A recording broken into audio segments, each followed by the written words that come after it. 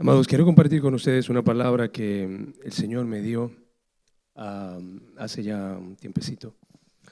Una palabra que recibí movido por una situación de salud que he estado experimentando durante meses. Muchos se han preguntado: Rafael, te veo alicaído. Esa es la palabra, así se dice. Te veo papucho, algo así. Pachucho. Te veo pachucho, papucho. Ok, eso no es bueno, ok. Perdón. Ok, porque papucho en mi país es como papito, pero me retracto. Alicaído. Entonces, orando al Señor, porque tenía que ir a predicar a Águilas, pues el Señor me dio esta palabra para Águilas, y no solamente para Águilas, sino para los pies del Rey, porque creo que Dios está haciendo cosas nuevas durante este tiempo. Y como dije, esto viene como consecuencia de algo que he venido experimentando, y en un momento de desolación donde, literal, hermano, o sea, ya me tiré en una cama y le dije: Señor, dime qué vas a hacer conmigo porque ya no aguanto más esto. O sea, siento como que aún mi espíritu hay algo que lo está absorbiendo y me estoy secando, no solamente físicamente, sino internamente. Y necesito que tú hagas algo nuevo en mi vida. Y el Señor me dijo: bueno, pues de eso vas a predicar, de lo nuevo que tengo para tu vida. Y yo quiero predicarte en el día de hoy acerca de lo nuevo que Dios tiene para tu vida, para tu casa. Esta palabra que fue dada para mí, aunque la palabra fue dada para mí, recíbela tú también, porque yo sé que la palabra es más cortante que una espada de doble filo. Y yo sé que hay algo, hay una impartición que Dios quiere darnos a través de ella. Y esta palabra se titula Lo nuevo de Dios. ¿Cuánto quieren ver lo nuevo de Dios? ¿Cuánto están esperando la intervención de Dios? Que Dios haga algo diferente en nuestras vidas. Yo no sé por lo que tú puedas estar experimentando, pero déjame decirte que aún en medio de lo que tú estás viviendo, Dios está haciendo cosas nuevas. Amén. Vámonos a la palabra de Dios en Isaías 43, del verso 14 al verso 21. Dice la palabra de Dios, Isaías 43. Así dice Jehová, Redentor vuestro, el Santo de Israel: por vosotros envié a Babilonia e hice descender como fugitivos. Isaías 43, del verso 14 al 21. Como fugitivos a todos ellos, aun a los caldeos en las naves de que se gloriaban. Yo, Jehová, Santo vuestro, Creador de Israel, vuestro Rey, así dice Jehová, el que abre camino en el mar y senda en las aguas impetuosas, el que saca carro y caballo, ejército y fuerza, caen juntamente para no levantarse, fenecen como pábilo, quedan apagados. Y subraya esta palabra: no os acordáis de las cosas pasadas, ni traigas a memoria las cosas antiguas.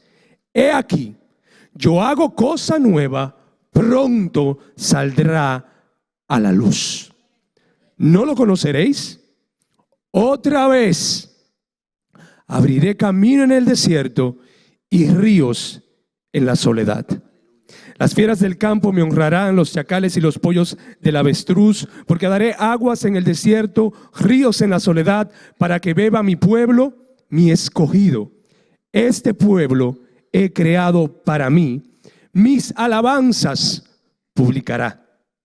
Yo, dice el verso 25, yo soy el que borro tus rebeliones por amor de mí mismo, y no me acordaré de tus pecados. Cada vez que nosotros hablamos de algo nuevo, siempre pensamos en algo nuevo, ¿verdad?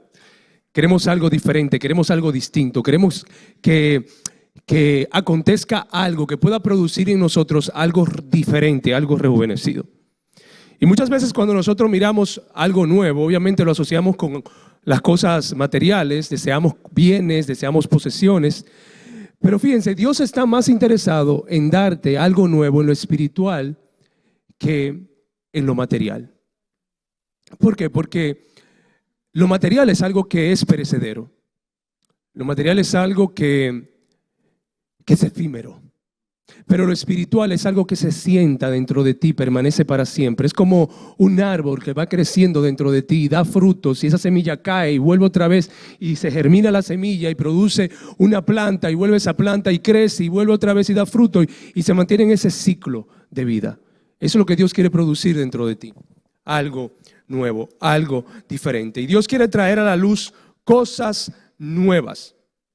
Y cuando miramos las Escrituras, nos vamos a dar cuenta de que ellas mismas, desde el Génesis hasta el Apocalipsis, vemos como Dios insiste en querer hacer cosas nuevas en nuestras vidas. De hecho, cuando miramos la creación, cuando miramos los acontecimientos pasados, miramos los acontecimientos presentes y los acontecimientos venideros, nos damos cuenta de que Dios siempre está haciendo cosas nuevas. Dios no es un Dios estático. Dios es un Dios que constantemente está en movimiento, creando, formando, haciendo cosas distintas. Ahora va a depender de ti cómo tú lo vas a percibir. Va a depender de ti cómo tú vas a discernir lo que Dios está haciendo. Y esta palabra que acabamos de leer es una profecía. Yo no sé si recuerdan el mensaje que di hace una semana atrás. Sí, la semana pasada. Una voz que gime donde no hay vida. Era Isaías 40. Pues este capítulo, Isaías 43, vendría siendo una continuación. Después que Dios da una voz de consuelo para el pueblo de Israel, ahora Dios le promete algo diferente. Y lo primero que Dios le dice es: no traigan a memoria las cosas pasadas. Olvídense de las cosas pasadas. He aquí yo hago cosa nueva. Y esta profecía se escribe aproximadamente en el 712 antes de Cristo. Habíamos dicho que el pueblo de Israel estaba sometido bajo un cautiverio, estaba exiliado en Babilonia.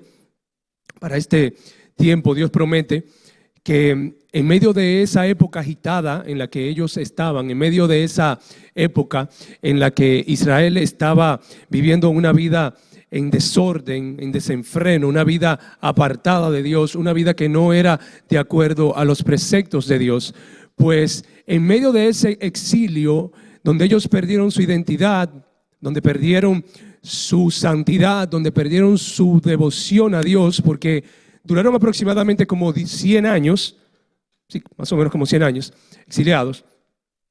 Y fíjense que la generación que parte hacia Babilonia era la generación de las altas esferas del pueblo de Israel.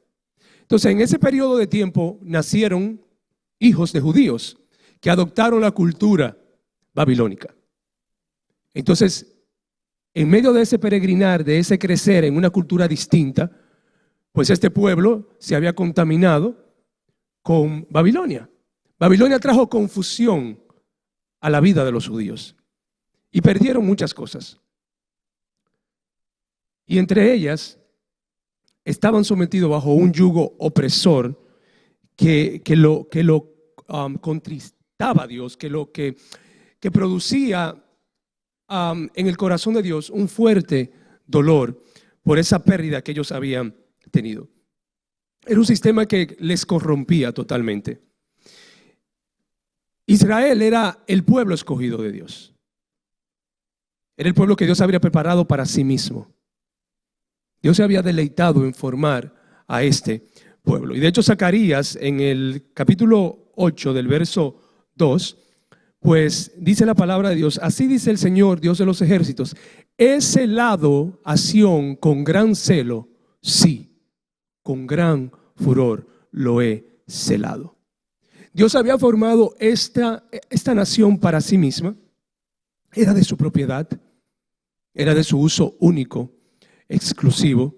Era un pueblo que le pertenecía a Dios. Y la responsabilidad de este pueblo realmente era amar a Dios por encima de todo.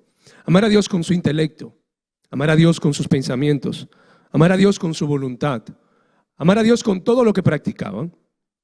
Fíjense, Deuteronomio en el capítulo 6, del verso 4 al 6. Fíjense la instrucción que Dios le da al pueblo de Israel. Oye Israel, Jehová nuestro Dios, Jehová uno es, y amarás a Jehová tu Dios con todo tu corazón y de toda tu alma y con todas tus fuerzas, y esas palabras que yo te mando hoy estarán sobre tu corazón. Esa era la responsabilidad del pueblo de Israel. Amar a Dios por encima de todas las cosas. Era ubicar a Dios en el centro de sus vidas. Era entregarle a Dios por completo su corazón, su devoción, todo lo que ellos eran, su respiro, pues le pertenecía a Dios. Y no obstante a esto, esta nación estaba sometida bajo una ceguera espiritual, una ceguera que obstaculizaba que ellos pudieran caminar de acuerdo a lo que Dios había establecido. Era una nación que se había encaminado por un camino egoísta que los llevaba al desenfreno, los llevaba a ellos incluso a la obstinación, a la necedad.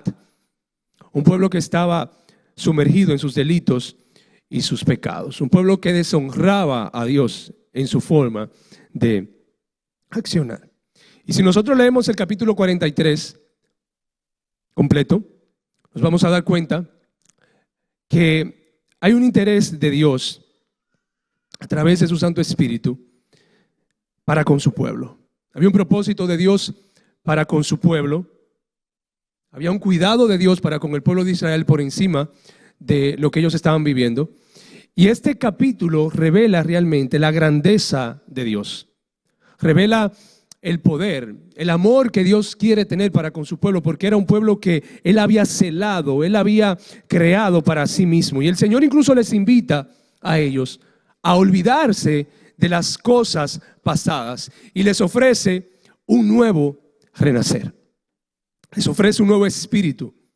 Les promete la restauración que vendría y la liberación que vendría para el pueblo en medio de ese exilio. Dios había prometido que Él iba a hacer cosas nuevas y ese cumplimiento se iba a ver no solamente en ese regresar a Jerusalén para volver otra vez a edificar las murallas o edificar otra vez el templo con piedras quemadas como la edificó Nehemías, sino más bien que vendría alguien que se levantaría con poder para liberarlos a ellos de un yugo opresor por el resto de sus vidas. Lastimosamente el pueblo de Israel no lo entendió así cuando llegó Jesús. Pero fíjense lo que dice Isaías en el capítulo 43, del verso 16 al 19. Así dice Jehová, el que abre camino en el mar y senda en las aguas impetuosas, el que saca carro y caballo, ejército y fuerza, caen juntamente para no levantarse, fenecen como pábilo, quedan apagados. No os acordáis de las cosas pequeñas, de las cosas pasadas. No la traigas a la memoria, las cosas antiguas, porque yo hago cosa nueva y pronto va a salir a la luz. Otra vez digo, abriré camino en el desierto. La nueva versión internacional dice, voy a hacer algo nuevo. Ya está sucediendo. ¿No te das cuenta? Estoy abriendo un camino en el desierto y ríos en los lugares desolados. La siguiente, por favor. El texto original de esta palabra, ustedes saben que a mí me encanta el tema de mi hebreo y mi griego, porque es lo que me lleva a mí a entender realmente el contexto del escritor, de la palabra y la revelación de la palabra en sí misma. Pero fíjense, esa palabra he aquí, que significa miren bien, es un marcador. Es utilizado para animar la narración que vendrá. Lo que busca realmente esta palabra es poder llamar la atención del pueblo, obviamente, porque lo que va a acontecer es algo que es trascendental. Y él dice, yo hago, miren bien, yo hago. Es decir, yo construyo, yo edifico, yo formo, yo tejo. Yo estoy fabricando, dice el Señor, yo estoy edificando. Es como cuando alguien está bordando algo, yo estoy haciendo algo. Lo estoy construyendo. Estoy haciendo algo nuevo, una cosa nueva. Y ahí la palabra nueva es rejuvenecido, es componer. Ahora, en este mismo instante, desde ahora, en este mismo instante, va a brotar, va a crecer, va a fructificar algo especial. ¿Acaso no puedes tú discernirlo? ¿Acaso no puedes tú entenderlo? ¿Acaso no puedes tú reconocerlo? En este momento Dios está haciendo cosas en tu vida, nuevas. A pesar del dolor, a pesar del sufrimiento, a pesar de la enfermedad, a pesar de la escasez, a pesar de cómo tú te sientes en ese momento, créeme que Dios está bordando algo nuevo en ti. Dios está tejiendo algo nuevo en ti en este mismo momento. Y lo nuevo es diferente a algo de la misma clase que ya existió anteriormente, pero que ahora es renovado, ahora es rejuvenecido.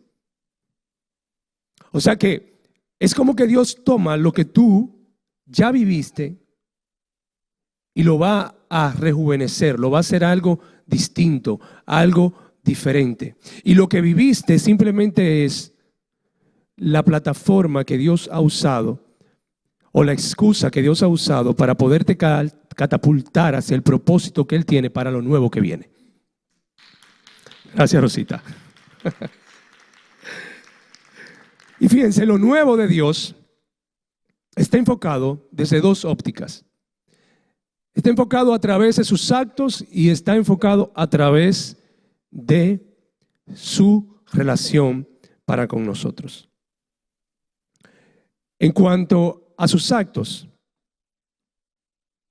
la Biblia, cuando nosotros la leemos, nos trae a la memoria los acontecimientos, las hazañas, las obras que Dios hizo en un momento determinado con su pueblo.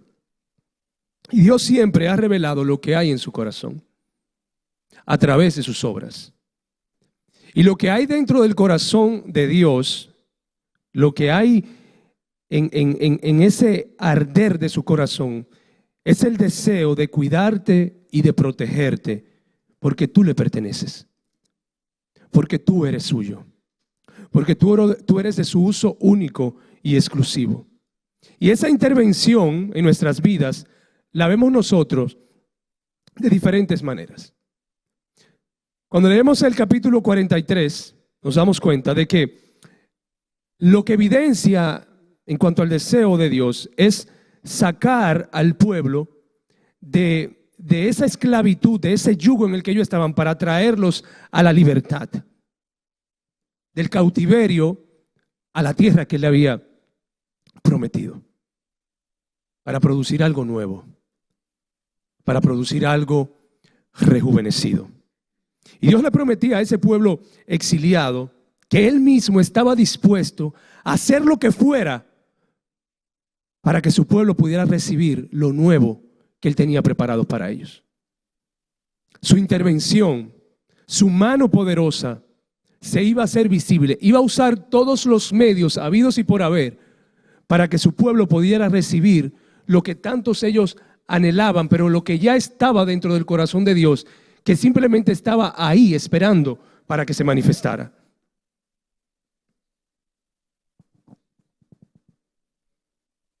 Él anuncia la liberación de la cautividad. Y aquí eso es algo interesante, amado, porque fuera de todo esto, lo que el Señor estaba profetizando a través de esto era esa redención que iba a venir a su pueblo, y no solamente a su pueblo, sino también a cada uno de nosotros a través del sacrificio de su Hijo Cristo. Fíjense, Dios le dice, no se acuerden de las cosas pasadas, y el versículo iniciaba hablando acerca de lo que Él había hecho. Él había abierto camino en medio de la sequedad, en medio de ese mar. Él había creado una senda, refiriéndose a lo que había acontecido en Egipto, cómo Él saca a su pueblo de la esclavitud en Egipto. Y Él hace un contraste con ello, porque hay una diferencia considerable entre lo que pasó en Egipto con respecto a lo que pasaba o lo que pasó con el pueblo de Israel en Babilonia. En Egipto, pues ellos eran esclavos. En Egipto ellos estaban sometidos a una dura servicio, a un trabajo fuerte, a un trabajo que traía desasosiego, un trabajo que le quitaba el gozo, le quitaba la paz. Eran sometidos a trabajar sin descanso, muchos morían en las construcciones de las ciudades. Aproximadamente 430 años de esclavitud del pueblo de Dios, apelando ante Dios, apelando ante Faraón. No pasaba absolutamente nada, pero Dios se movió en un momento determinado de la historia del pueblo para sacarlo de ese yugo opresor en el que ellos estaban sometidos. Pero la diferencia con Babilonia era que en Babilonia las cosas eran muy diferentes. En Babilonia, cuando nosotros leemos 2 de Reyes 24, del 10 al 17, nos vamos a dar cuenta cómo el rey Nabucodonosor decide enviar hacia Jerusalén a sus servidores para sitiar la ciudad.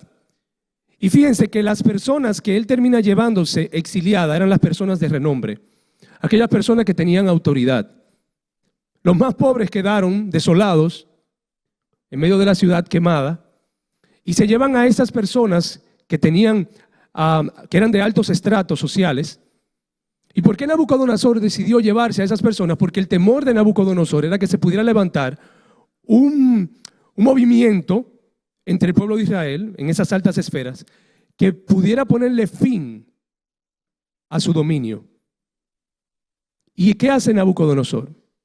Se los trae, comienza a negociar con ellos, y de hecho muchos judíos pudieron tener casas, muchos judíos pudieron vivir una vida decente, aún estando bajo un yugo opresor. Esther lo narra, en el libro de Esther lo podemos nosotros ver. También en el libro de Daniel podemos ver quién era Daniel. O sea, Daniel no era cualquier cosa. Daniel estaba ahí al servicio del rey.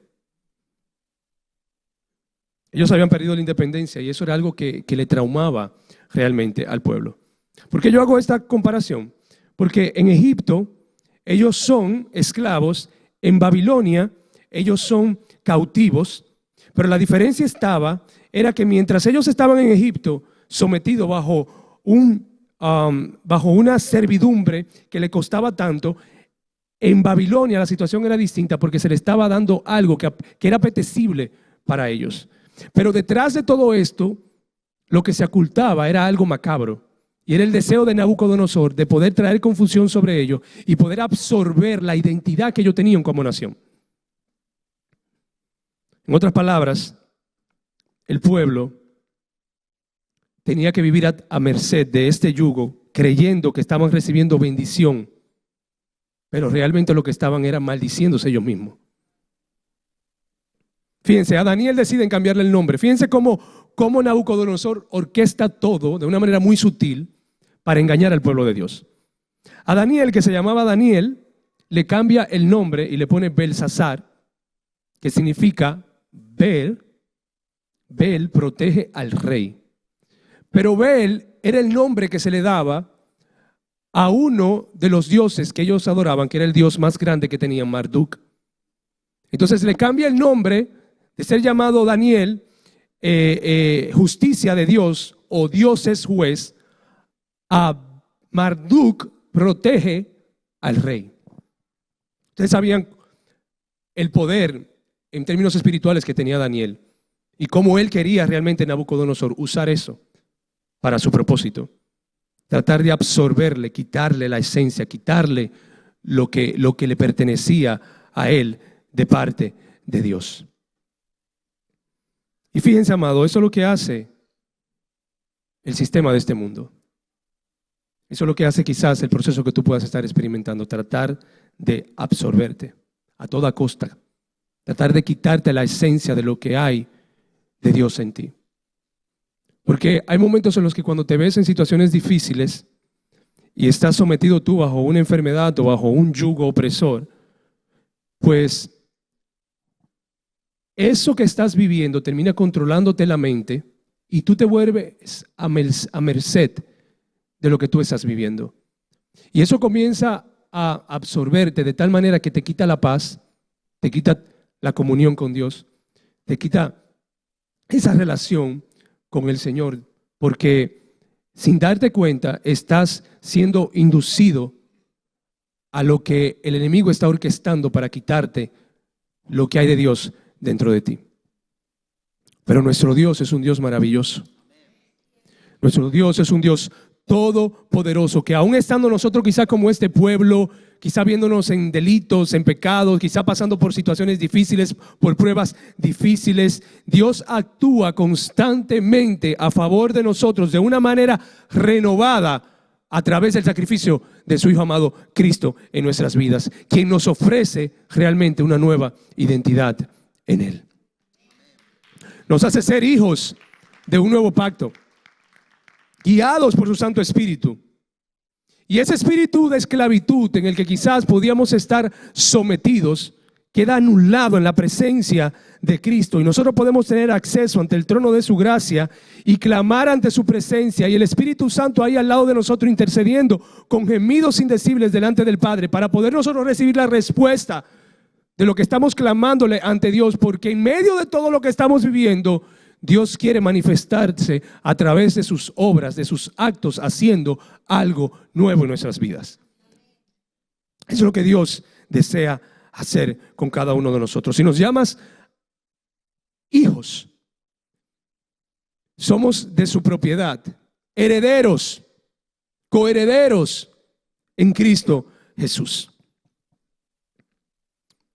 Lo segundo es lo nuevo de Dios, enfocado a través de las relaciones. Dios siempre quiere relacionarse con su pueblo. Hay un interés de Dios de que las relaciones se puedan establecer, de que lo que se rompió pueda volver otra vez a abordarse, a construirse, a reedificarse. Y Él actuó en el pasado a fin de establecer relaciones con el hombre. Lo vemos desde Abraham, lo que hizo Dios en la vida de Abraham hasta nuestros tiempos. Dios había formado al pueblo de Israel, unificando las diversas tribus en un solo pueblo mediante un pacto entre ellas. Había hecho suyo al pueblo de Israel para sí mismo, como nosotros lo somos para con Él. Y fíjense, Jeremías anticipó la obra de Dios de establecer un nuevo pacto con ese pueblo infiel, pero esta vez ese pacto estaría inscrito en la tabla de sus corazones. Y esto es una profecía mesiánica, Jeremías 31, del 31 al 34. He aquí vienen días, dice Jehová, en los cuales haré nuevo pacto con la casa de Israel y con la casa de Judá y con nuestras casas. No como el pacto que hice con sus padres el día que tomé su mano para sacarlos de la tierra de Egipto, porque ellos invalidaron mi pacto, aunque fui yo un marido para ellos, dice Jehová. Pero ese es el pacto que haré con la casa de Israel después de aquellos días, dice Jehová. Daré mi ley en su mente y la escribiré en su corazón, y yo seré a ellos por Dios y ellos me serán por pueblo.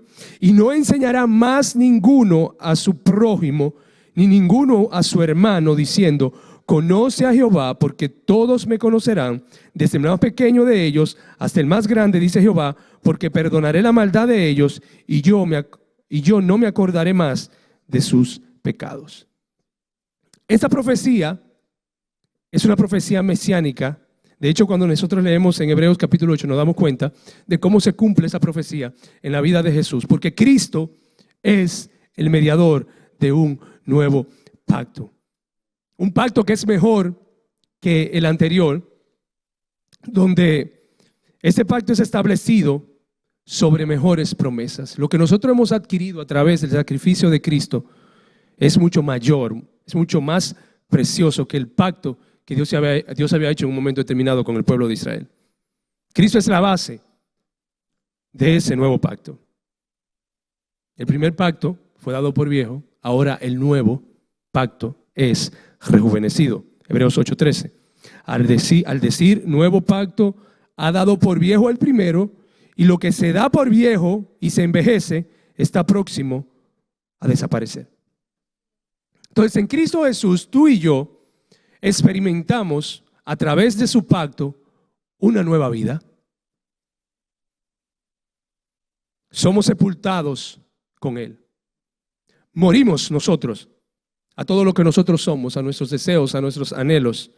Y a través del bautismo que recibimos y en esa resurrección encontramos nosotros una vida nueva. Romanos 6:4 dice: porque somos sepultados juntamente con Él para muerte por el bautismo, a fin de que como Cristo resucitó de los muertos por la gloria del Padre, así nosotros también andemos en vida nueva. Vida nueva, escucha eso. Una vida nueva. El relacionarnos con Él nos hace tener una vida nueva. Dejamos el pasado atrás. El estar en Él nos hace rejuvenecernos. Nos hace renacer. Segunda de Corintios capítulo 5, 17 dice: de modo que si alguno está en Cristo, nueva criatura es, las cosas viejas pasaron, he aquí, todas son hechas nuevas. Y esa vida nueva se caracteriza por esa relación que tenemos para con el Señor. Entonces yo te pregunto, si tú estás en Cristo, ¿por qué sigues aferrado al pasado?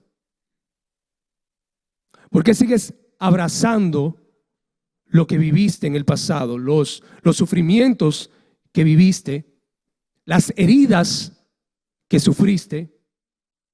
¿Por qué sigues abrazado a lo que ya pasó? ¿Por qué sigues abrazado al pecado que viviste en un momento determinado, cuando ya tú eres una nueva criatura y Él te invita a que tú puedas vivir lo nuevo de Él, lo fresco de Él, lo que es rejuvenecido? El estar abrazando lo que ya pasó no nos permite poder caminar hacia lo nuevo que Dios tiene. Cuando vivimos una vida recordando constantemente lo que vivimos en el pasado que nos marcó y nos apegamos a eso y no lo soltamos porque entendemos que eso es mucho más fuerte que nosotros, eso nos imposibilita a que nosotros podamos vivir una vida en pro de lo nuevo que Dios tiene para nuestras vidas. Ahora, ¿por qué yo no puedo percibir lo de Dios? En mi proceso de salud,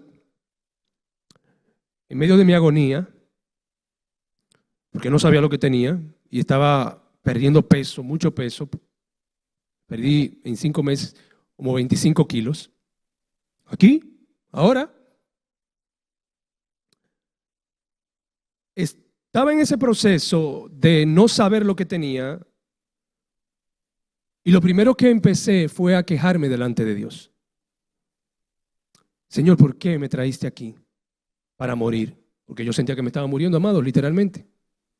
O sea, yo miraba mi cuerpo y veía cómo me secaba y las costillas marcadas a mi piel. Y yo decía, Dios mío, de haber tenido 85 kilos, ahora tener 60 kilos, ¿qué es esto? Y empecé a quejarme delante de la presencia de Dios y a preguntarle al Señor y a cuestionarle por qué, Señor, me traíste aquí a España a vivir este proceso, y no lo entendía y de noche lloraba en su presencia y empezaba yo a presentarle queja delante de su presencia. Y Dios me dijo, ¿sabes por qué tú no estás viendo lo que yo estoy formando en ti? Porque tú estás más enfocado en lo que estás viendo externamente que en lo que yo quiero hacer con tu vida. Porque aunque tu cuerpo se va desgastando, el interior se está renovando y es lo que tú no te estás dando cuenta. O sea, yo estoy en medio de tu situación y de tu quebrantamiento haciendo algo nuevo. Estoy renovando tu espíritu, tu interior. Porque sin dolor, como dice Lily Goodman, no hay ganador. Padecer los sufrimientos de Cristo nos hace a nosotros obtener victoria. Por favor, repítelo. Y morir con Él, tener una vida nueva. La queja expresa insatisfacción por algo. Pero fíjense, la queja no siempre es mala. Es legítima cuando tú presentas tu queja delante de Dios por lo que pueda estar aconteciendo aquí en el mundo y tú estás esperando la intervención de Dios porque tú entiendes que lo que está sucediendo es algo que está hiriendo el corazón de Dios. Ahora, la queja es incorrecta cuando nosotros nos ensimismamos y solamente vemos nuestra necesidad y nos enfocamos en nosotros mismos a través de querer buscar una ganancia o buscar ciertas cosas desde la comodidad egoísta muchas veces. Ahí sí la queja es ilegítima. El hacerle pregunta a Dios no está mal. El punto es cuestionar a Dios por su soberanía. Cuestionar a Dios por lo que Él está haciendo, como si nosotros fuéramos jueces. Como quererle darle orden a Dios de lo que Dios tiene que hacer. Y hay momentos que Dios simplemente quiere que presentemos nuestra necesidad delante de Él y callemos para escuchar lo que Él quiere a nosotros enseñarnos. Porque lo que estás viviendo, en medio de lo que estás viviendo, hay un sonido que se está gestando y tus oídos tienen que estar prestos a discernir la voz de lo que Dios te quiere decir a través de lo que tú estás viviendo. Porque en medio de ello Dios se quiere glorificar. Números 14, 26, 27. Y habló el Señor a Moisés y a Aarón diciendo: ¿hasta cuándo tendré que sobrellevar a esta congregación malvada que murmura contra mí? Y la palabra murmuración es la palabra queja. He oído las quejas de los hijos de Israel que murmuran contra mí. El contexto de esta palabra la encontramos nosotros cuando Israel se rebela contra Dios, cuando Moisés decide enviar a los espías a rodear la tierra. Dice que fueron 12 enviados, 10 de ellos vinieron con un diagnóstico totalmente contrario, y no solamente eso, sino que incitaron al pueblo a murmurar contra Dios. Y solamente 2 de ellos, Caleb y Josué, fueron los únicos que pudieron entrar a la tierra y ver la tierra desde la óptica, desde la visión de Dios. Solamente ellos fueron los únicos que pudieron discernir, percibir lo nuevo que Dios quería traer a su pueblo. Los otros 10 no. Y por causa de esos 10, esa generación que estaba ahí en el desierto no pudo entrar a la tierra prometida. Y solamente Josué y Caleb y los menores de 20 años se le permitió entrar a la tierra. Como consecuencia de esa queja, de esa murmuración, los otros no pudieron entrar a la tierra prometida. Solamente una nueva generación. Oye, la nueva generación. ¿Por qué? Porque la queja imposibilita que tú puedas ver lo que Dios te ha prometido. Hay un Canaán que Dios tiene preparado para nuestras vidas, que ya Dios lo declaró. Ahora, si yo constantemente me estoy quejando de lo que yo estoy viviendo, yo no voy a poder ver lo que viene más adelante, porque la queja se convierte en un modus operandi en mi vida y me ciega totalmente. ¿Usted no se da cuenta, amado, que hay personas que... Yo tengo un pariente, si ya ve esto vas a ver quién es. ¿Cómo estás? Ay, un dolor aquí. Pasan 3 días. ¿Y cómo estás? Ay, me está llevando. ¿Y qué? ¿Y cómo estás? Ay, que tengo un dolor aquí. Óigame, esa persona vive enferma.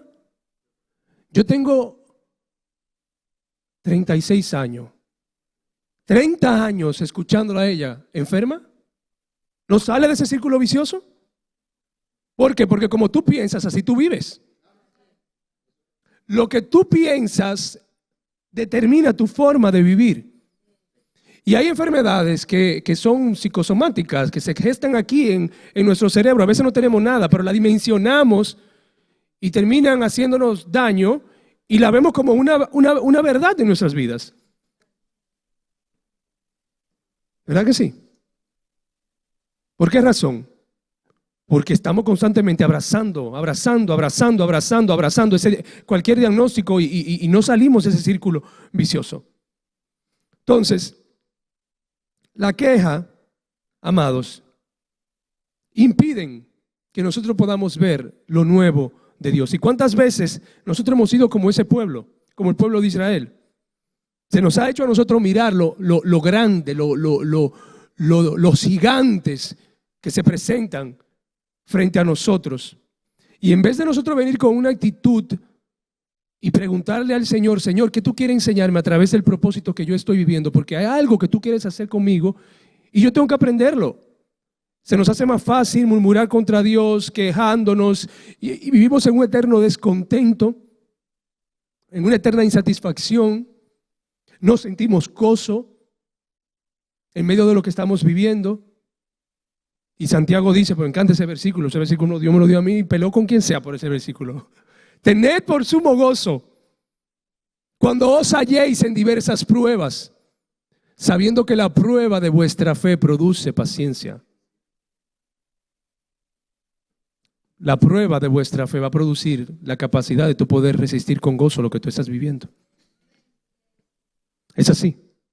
Entonces, en el medio de todo ello, fíjense bien, el apóstol Pablo incluso a nosotros nos exhorta a tener mucho cuidado con la queja. Él dice en Filipenses 2, del 14 al 15, haced todo sin queja, es decir, sin murmuración, ni contiendas, para que seáis irreprensibles y sencillos, hijos de Dios, sin mancha en medio de una generación maligna y perversa, en medio de la cual resplandecéis como luminarias en el mundo. Fíjense lo que está diciendo Pablo. Hacedlo todo sin queja, sin murmuración. Que pueda haber en ustedes un espíritu distinto para que se puedan encontrar ustedes irreprensibles y sencillos, porque ustedes son luminarias para este mundo.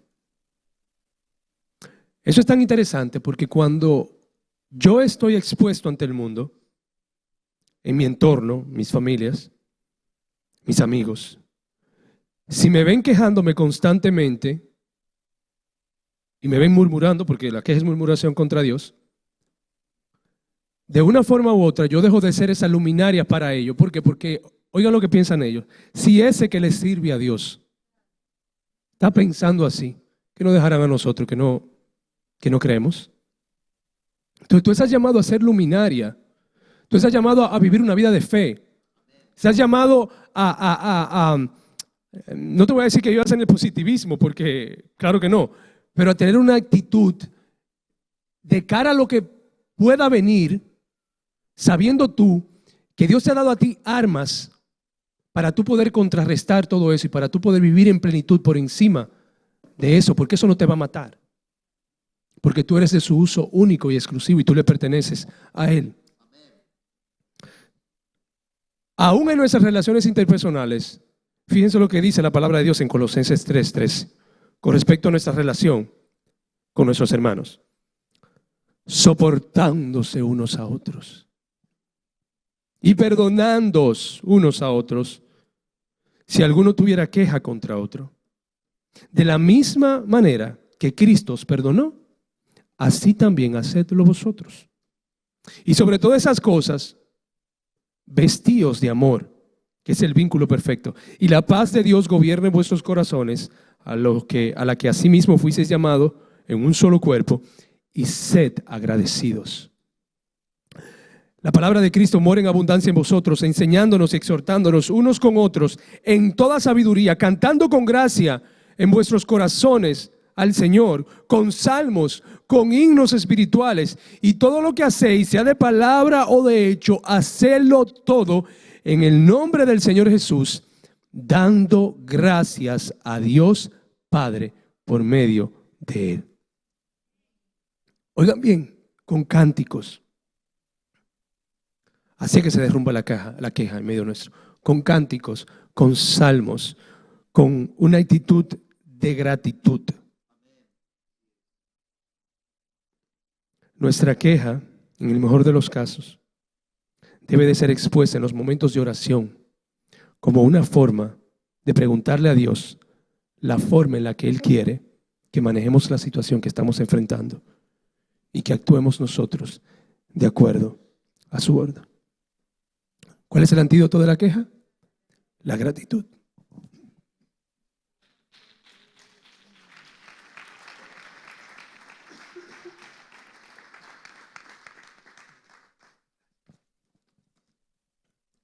¿Por qué no puedo discernir lo nuevo de Dios? Por la duda. La duda expresa una falta de certeza o una incertidumbre sobre algo. Ese término comúnmente se refiere a una situación en la que la persona tiene una desconfianza acerca de algo. Y en el lenguaje bíblico, ¿usted sabe cómo se define la duda? Como una falta de confianza en Dios. Esa es la palabra griega aporeo, que significa literalmente estar sin camino, estar sin recursos, en apuros, perplejos, sin saber qué hacer. La duda, sabemos nosotros desde el momento en el que Dios le da una palabra a Abraham con respecto a lo nuevo que iba a venir sobre su casa. Y fíjense lo que dice aquí, cuando Sara dejó de creer en lo que estaba diciendo Jehová y dice que se rió.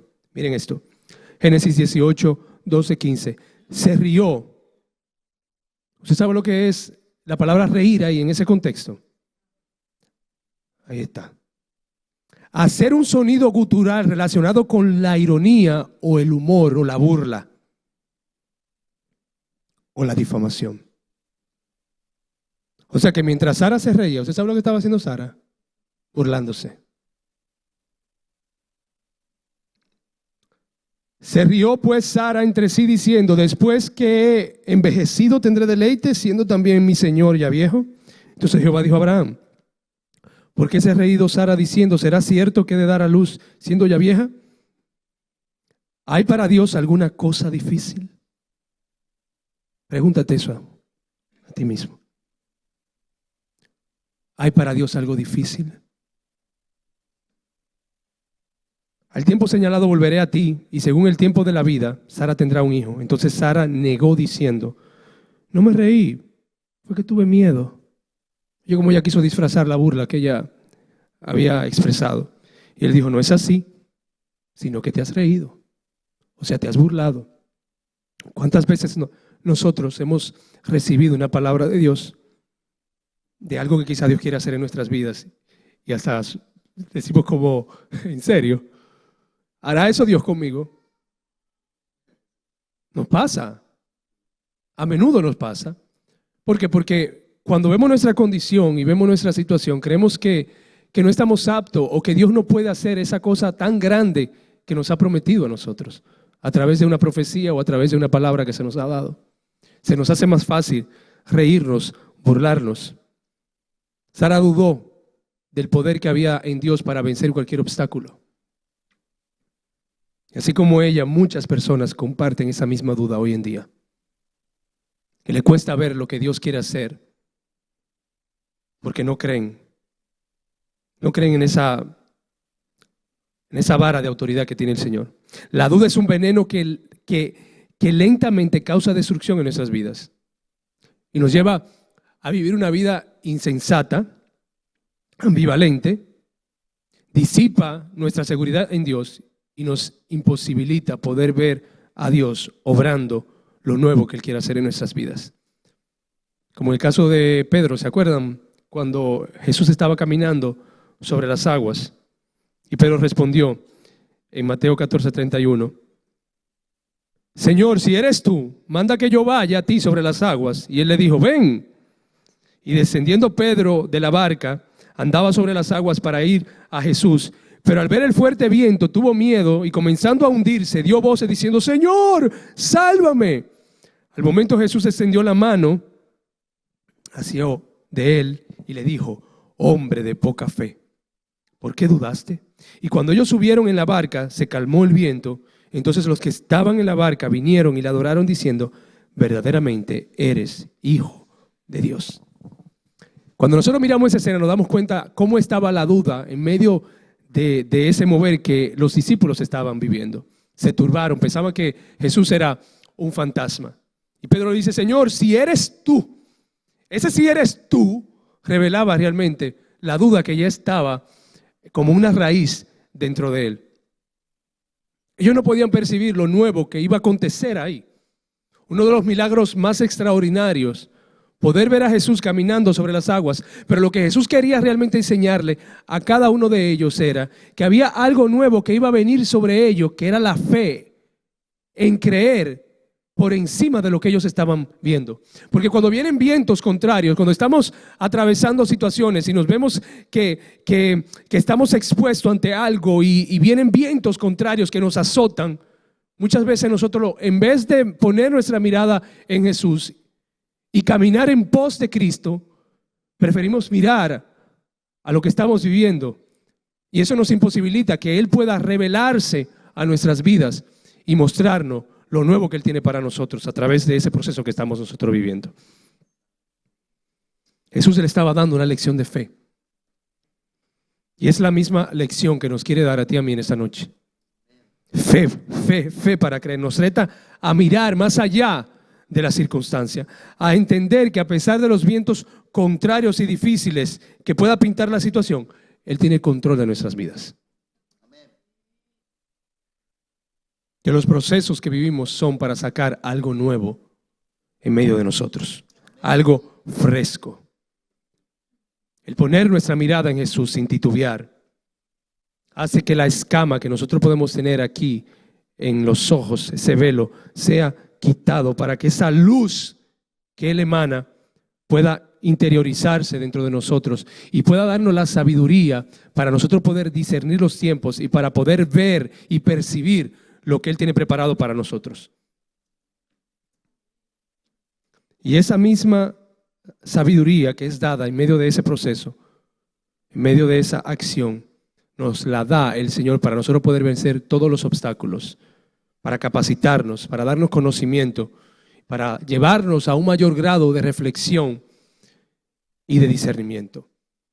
De hecho, el apóstol Pablo, en Santiago 1:5, dice, del verso 5 al 8, si alguno de vosotros tiene falta de sabiduría, pídala a Dios, el cual a todo lo da abundantemente y sin reproche, y le será dada.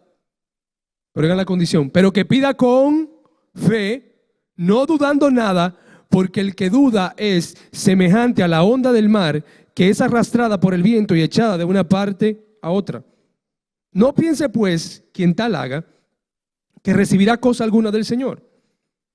El hombre de doble ánimo es inconstante en todos sus caminos. Si usted le va a pedir algo a Dios para usted estar dudando, mejor no se lo pida. No se lo pida. Porque dice aquí que usted no lo va a recibir. Si hay duda en nosotros ante lo que estamos pidiendo, pues no se va a ver manifestado el milagro. Dios no se va a manifestar. Porque la duda nos imposibilita que la mano de Dios pueda obrar. Fíjense, cuando la duda se casa con la queja, entonces nos lleva a nosotros, produce en nosotros, da a luz la incredulidad. Tenemos la duda, la queja, la duda, y luego entonces la incredulidad. Y la incredulidad es la ausencia de fe en Dios y en su palabra. Es el mayor obstáculo que le puede impedir a una persona poder recibir las promesas de Dios. La incredulidad te cierra las puertas de las bendiciones que Dios tiene para tu vida. Incluso te desliga de la voluntad de Dios.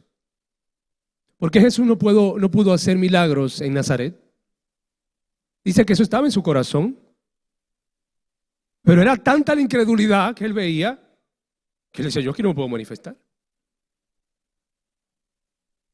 Por eso es necesario, amado, que nosotros seamos un pueblo de fe.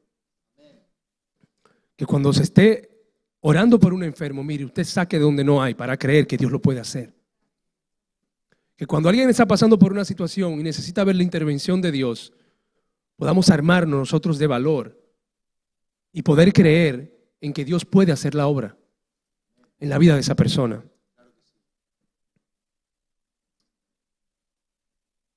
No vamos a ver lo nuevo de Dios en nuestra vida hasta que nosotros no echemos fuera ese espíritu. Amén. Después que yo decidí cambiar el chip con respecto a mi enfermedad, porque no sabía lo que tenía, me hicieron varios estudios, al final me encontraron que era SIBO, una sobrepoblación de bacterias en el intestino delgado. que se estaban alimentando de todo lo que yo consumía. Todas esas bacterias ustedes las tienen, pero en mi caso, que soy intolerante a muchas cosas, pues eso es lo que estaba produciendo que yo perdiera peso involuntariamente, y como consecuencia todo lo que yo comía, pues no lo podía digerir bien, porque entonces mi estómago no estaba respondiendo como debía de responder, ni mi páncreas tampoco. Esas bacterias se alimentaban de lo que yo comía, llevándome al punto de la desnutrición, y cuando yo dejaba de comer, entonces ya se comían la mucosa de mi intestino, a tal punto que podía perforarme el intestino. Y me pusieron un tratamiento.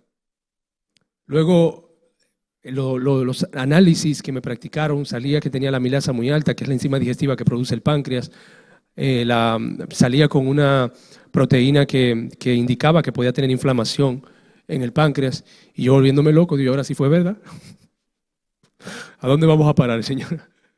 Pero cuando yo decidí cambiar el chip y armarme de todas las armas que Dios me había dado, empecé como a ver otro panorama, como que se me abrió el entendimiento y pude entender de que esto no era para muerte, sino que esto era para que la gloria de Dios se pudiera ver manifestada en mi vida una vez más.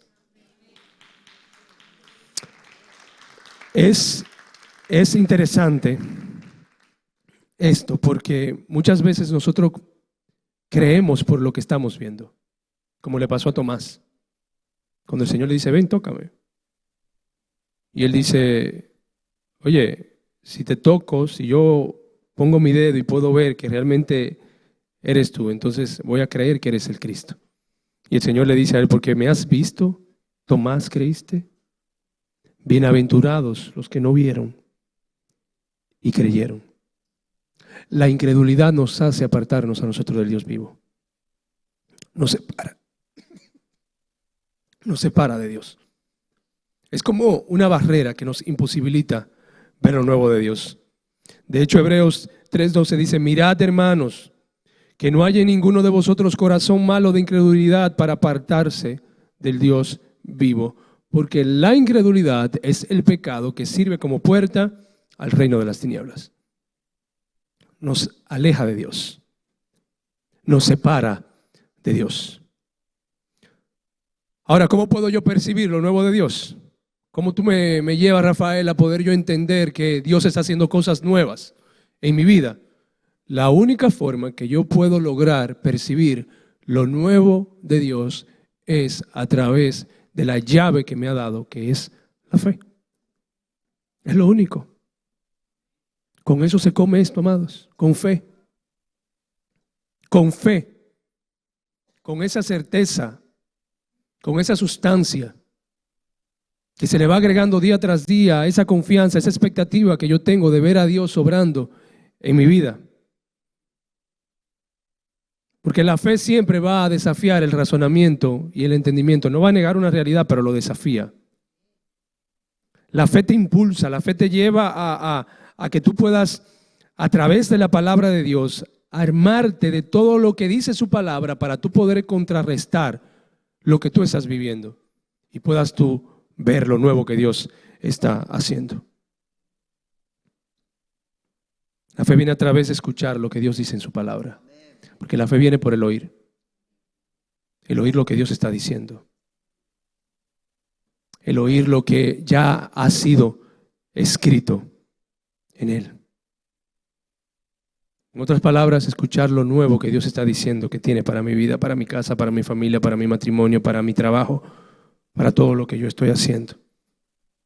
Es escucharle, discernirle. Por eso Él dice, yo hago cosas nuevas. O sea, ¿acaso no lo puedes percibir? ¿No lo puedes discernir? Porque para poder discernir lo de Dios hay que tener fe. Para poder creerlo hay que tener fe. Entonces, esto va mucho más allá del simple hecho de yo poder ver y percibir algo, poder llamar las cosas que yo estoy mirando como el invisible, mirando que va a acontecer, que Él lo traerá, y verlo como algo ya materializado. Es llamar a la salud como que ya está en mi vida, aunque me esté muriendo. Es llamar a la provisión como que ya está en mi casa, aunque mi nevera esté vacía. es llamar que el coche está lleno de gasolina, gasoil, gasóleo, como quieran decirle, aunque esté en reserva. Hasta en eso Dios hace milagro, amados. Créanme, Dios es especialista en ello. Yo recuerdo que estábamos en una telemaratónica en mi pueblo recaudando fondos para una hermana que se le había quemado la casa. Y yo tenía que subir una montaña porque la estación de radio estaba en la montaña. Y el coche de mi tía que me lo había prestado se quedó sin reserva subiendo la montaña. Ya no había nada de gasolina. Y yo tenía que salir a buscar las ofrendas que la persona estaba abandonando. Y yo ahí en esa montaña, en esa cuesta, ¿cómo se dice esto? La caja de cambio, sí, en neutro, para no irme hacia detrás. Y amado, mire, literalmente, vive Jehová, en cuya presencia estoy. Que yo empecé a orar con una fe que yo no sé dónde me salió. Y yo empecé a ver cómo esa aguja empezó a subir, a subir, a subir, a subir, a subir, a subir, a subir, a subir. Y se puso full. Y ahí fue verdad que yo anduve buscando ofrendas para ese propósito santo. Ahí experimenté yo la mano de Dios. Porque creí, para Dios no hay nada imposible. Esto es locura para los que se pierden, pero para nosotros el poder de Dios, amado. Creerle al Señor. La fe es una sustancia que se le está agregando a esa confianza de esperar con anhelo, con expectativa, ya todo lo que Dios dijo en nuestras vidas. Es una seguridad, una confianza. Ahora mi fe tiene que estar fundamentada y el fundamento de mi fe es Cristo. Cristo es el fundamento de mi fe. Él es la piedra angular. En otras palabras, Él es la cimentación, Él es la fundación. Cuando yo fundamento mi fe en Cristo, pues todo lo que yo puedo esperar de Cristo se ve materializado, porque mi fe está puesta en Él, mis ojos están puestos en Jesús, el autor y consumador de la fe. Entonces, mi mirada debe de estar puesta en Jesús. Él dice en Juan 11:25, yo soy la resurrección y la vida. El que cree en mí, aunque muera, vivirá. Es decir, que todo lo que está muerto, todo lo que pueda estar estéril, todo lo que puede estar yermo, todo lo que pueda estar seco en mi vida, en Cristo recobra vida. A través de mi fe. Lo único que usted necesita es agregarle una medida de fe a eso que usted está esperando. Si pongo mi mirada en Cristo, lo que espero del cielo lo puedo ver materializado a través de los ojos de la fe, siempre y cuando sea la voluntad de Él, no la mía. Porque a veces estamos nosotros orando por algo, esperando que Dios haga algo y no es la voluntad de Dios, amado. Y hasta eso nosotros tenemos que aprender a discernirlo. Cuándo es de Dios y cuándo no. Porque sin fe es imposible agradar a Dios. Para poder agradar a Dios hay que tener fe. Porque es necesario que el que se acerca a Dios crea que Él existe. Si usted se acerca a Él, usted tiene que entender que Él existe, tiene que creerlo y que Él es remunerador de los que le buscan. En conclusión, para yo poder percibir lo nuevo de Dios, tengo que dejar la queja a un lado, tengo que dejar la duda a un lado, tengo que dejar la incredulidad a un lado y tengo que armarme de la fe que ya Él ha vertido sobre mí. Fíjense, Cristo nos ofrece una nueva tierra, un nuevo cielo, desde el Génesis hasta el Apocalipsis. Y ahí esa palabra nueva, que es la palabra kainos, significa frescura. Es como cuando usted va al campo o a las montañas y usted dice, wow, qué olor, qué fresco se siente acá. Eso es lo nuevo de Dios. Algo fresco, algo renovado. Entonces hay un interés de parte de Dios en darnos cosas nuevas. Y lo primero que Dios quiere hacer con nosotros es darnos un corazón nuevo. Un espíritu nuevo. Él dice en Ezequiel 36:26, os daré corazón nuevo y pondré espíritu nuevo dentro de vosotros y quitaré de vuestra carne el corazón de piedra y os daré un corazón de carne y pondré dentro de vosotros mi espíritu y haré que andéis en mis estatutos y guardéis mis preceptos y los pongáis por obra. Quiere hacer de ti un odre nuevo para poder vertir en ti un vino nuevo, vino fresco. En medio de tu aflicción, Él quiere infundir un nuevo aliento. quiere soplar algo nuevo. Promete que si confías en Él tendrás nuevas fuerzas. Tus fuerzas estarán renovadas. Vas a caminar, vas a correr sin cansarte, sin fatigarte. Pero también como hijo Él quiere darte una vestidura nueva. Quiere vestirte de lino fino.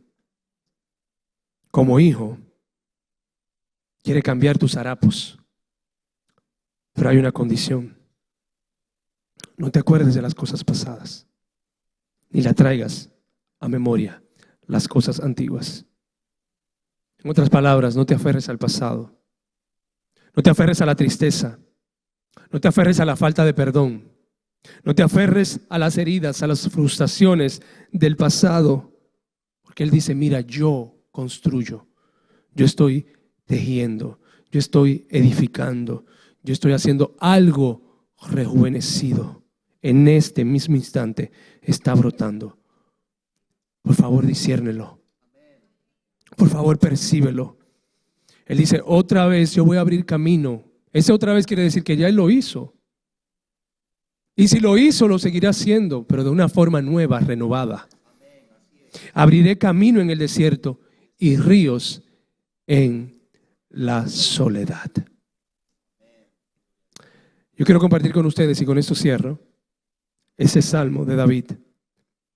Lo puedes proyectar, Fer. El Salmo 42. Con esto voy a cerrar. Completo, vamos a leerlo. Porque David es un vivo ejemplo en este salmo de estar pasando por una situación difícil en su vida, de estar recibiendo queja, de estar recibiendo golpes por parte de sus adversarios porque constantemente le decían, ¿dónde está tu Dios? Y él utiliza una figura de un siervo para él reflejar esa necesidad que él tenía de la presencia de Dios y que esa presencia de Dios hiciera algo nuevo dentro de él para él poderse parar con fuerza. Dice, como el ciervo brama por las corrientes de las aguas, así clama por ti, oh Dios, el alma mía. Para tú poder ver lo nuevo de Dios, tiene que haber un clamor que salga de lo más profundo de tu corazón para tú poder ver la intervención de Dios. Y él dice, mi alma tiene sed del Dios vivo. ¿Cuándo vendré y me presentaré delante de Dios? El siguiente, por favor. Fueron mis lágrimas, mi pan, de día y de noche, mientras me dicen todos los días, ¿dónde está tu Dios? Me acuerdo de estas cosas. Se acuerda de los actos de Dios, lo que Dios había hecho en un momento determinado. Y derramo mi alma dentro de mí, de cómo yo fui con la multitud y la conduje hasta la casa de Dios, entre voces de alegría y de alabanza del pueblo en fiesta. Y él le dice a su alma, ¿por qué te abates, oh alma mía, y te turbas dentro de mí? Aquí está, espera en Dios, porque aún he de alabarle. En otras palabras, estoy esperando en Dios, pero en medio de esa espera, yo sigo alabando a mi Dios, hasta ver su intervención. Salvación mía y Dios mío. Dios mío, mi alma está batida en mí. Me acordaré otra vez, él acordándose de los actos de Dios. Por tanto, de ti desde la tierra del Jordán y de los hermonitas, desde el monte de Mizar, un abismo llama a otro, la voz de tus cascadas, de tus ondas y de tus olas han pasado sobre mí. Pero de día, oiga bien, de día mandará Jehová su misericordia y de noche su cántico estará conmigo. ¿Por qué? Porque la misericordia de Dios se renueva todas las mañanas en nuestras vidas. Y mi oración al Dios de mi vida. Diré a Dios, roca mía, ¿por qué te has olvidado de mí? ¿Por qué andaré yo enlutado por la opresión del enemigo? Como quien hiere mis huesos, mis enemigos me afrentan diciéndome cada día, ¿dónde está tu Dios? ¿Por qué te abates, oh alma mía? ¿Y por qué te turbas dentro de mí? Espera en Dios, porque aún he de alabarle, salvación mía y Dios mío. Fíjense, amados, David está pasando por una situación muy difícil, esperando que Dios haga algo en su vida, algo nuevo. Y él compara ese clamor que él está haciendo delante de Dios como el ciervo que está bramando por las aguas. Ponme el videito, por favor, si puedes. Fíjense cuál es el sonido que emite un ciervo.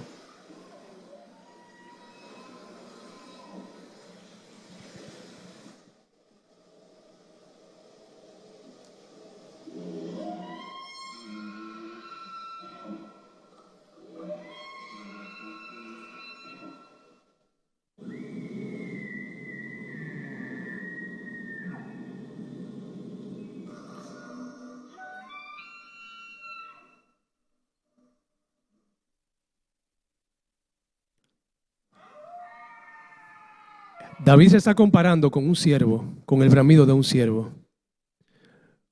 Cuando el ciervo se encuentra en una situación de sed, el ciervo tiene dos enemigos, uno interno y uno externo. El enemigo interno es lo que produce en su cuerpo, lo que se produce en su cuerpo por causa de la sed. Él comienza a expeler un hedor, un olor. Y ese olor es tan fuerte que el enemigo externo, que vienen siendo las fieras que están ahí alrededor, cuando comienzan a oler ese hedor, van en búsqueda de él a perseguirlo para devorarlo. ¿Y qué hace el ciervo? El ciervo comienza en esa agonía, en ese sonido de agonía, a buscar la forma de ver de qué manera él puede llegar a un arroyo para él poderse sacudir y limpiarse y salir renovado. Sin embargo, cuando no encuentra nada, comienza a subir hacia las montañas, hacia el monte, tratando de buscar lirios para él revolcarse en el lirio, de manera que ese hedor pueda quitarse y evitar que él pueda ser comido por las presas. Sin embargo, emite un sonido tan fuerte para que la intervención que él está esperando aparezca, porque él sabe que tarde que temprano va a morir. Y ese sonido que él va emitiendo, lo hace de una forma para que uno de su misma clase, que quizás se encuentra a kilómetros, pueda escucharlo y de esa forma pueda conducirlo hacia los arroyos para él poder sumergirse en esas aguas y poder salir renovado, poder salir limpiado. Y David comienza a hacer memoria de todo lo que Dios hizo en un momento determinado de su vida. Acuérdense que lo nuevo de Dios se relaciona también con los actos de Dios. Comienza él a pensar en lo que ya Dios había hecho, cómo él había conducido la casa, el pueblo de Dios a ese tabernáculo que se había preparado para el Señor, a esa tienda que se había preparado para el Señor de adoración. Comienza a recordar esos actos y comienza a clamar por la intervención de Dios y lo compara como un siervo, porque es necesario que en medio de lo que él está viviendo, en medio del proceso que él está experimentando, ese sonido pueda subir ante el trono de Dios, de tal manera que la intervención que Dios pueda traer lo conduzca a él hacia el arroyo, hacia la presencia de Dios, para él poder salir renovado. La única manera que yo puedo lograr ver la manifestación de Dios en mi vida es cuando yo vengo con una actitud de fe, clamando por su intervención ante su presencia, de manera que yo pueda recibir lo que ya Él tiene preparado para mí en los días venideros. Es la única forma, amados, el estar en su presencia. Como el ciervo brama por las corrientes de las aguas, así clama por ti, oh Dios, mi alma tiene sed de ti, de tu presencia. Anhelo estar en tu presencia, porque solamente en tu presencia yo puedo salir renovado, rejuvenecido, puedo salir fresco, solamente en su presencia.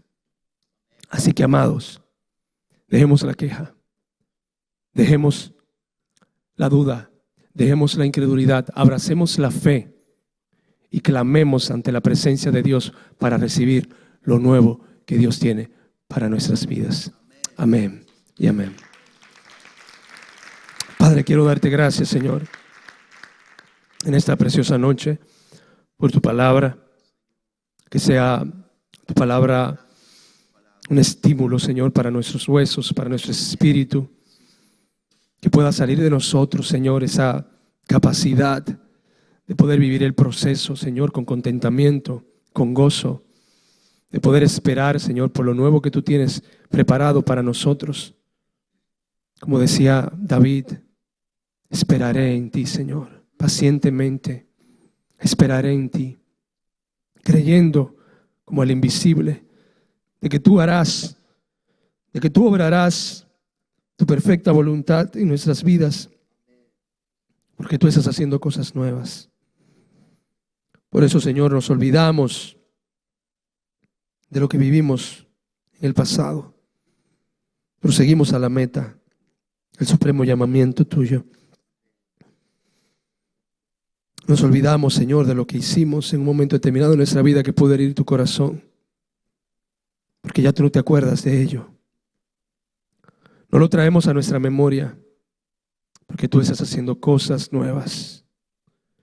Por eso danos, Señor, la capacidad de poder discernirlo, de poder verlo, de poder experimentarlo, de poder, Señor, ser como ese siervo que gime delante de tu presencia para esperar la respuesta que viene del cielo.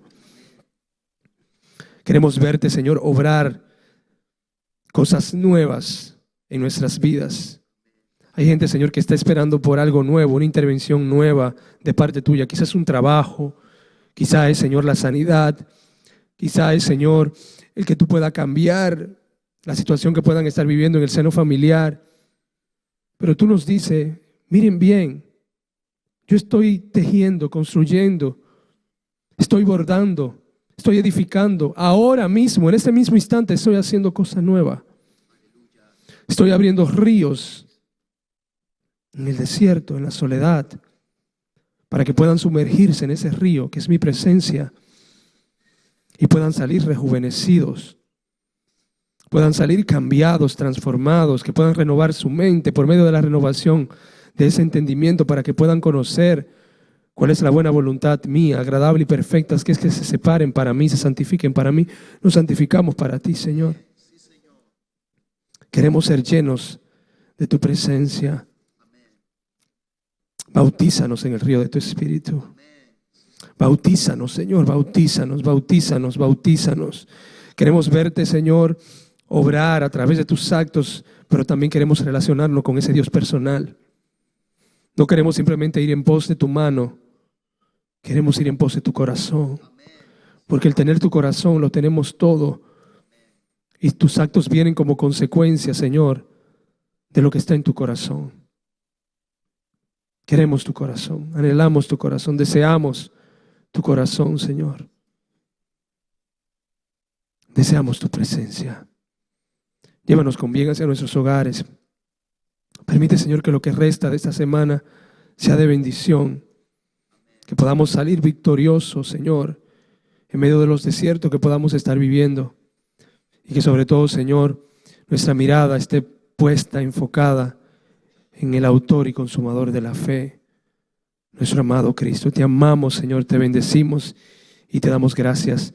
Y despedimos, Señor, esa transmisión. Bendice a cada persona que está ahí, Señor, a través de este medio tan hermoso, que pueda recibir, Señor, esta impartición y que tu presencia, Señor, también les acompañe a cada uno de ellos. Que puedas tú darnos, Señor, un sueño conciliador y que puedas revelarte de una manera, Señor, que podamos tener la convicción de poder creer, Señor, por encima de lo que nuestros ojos aún no han visto.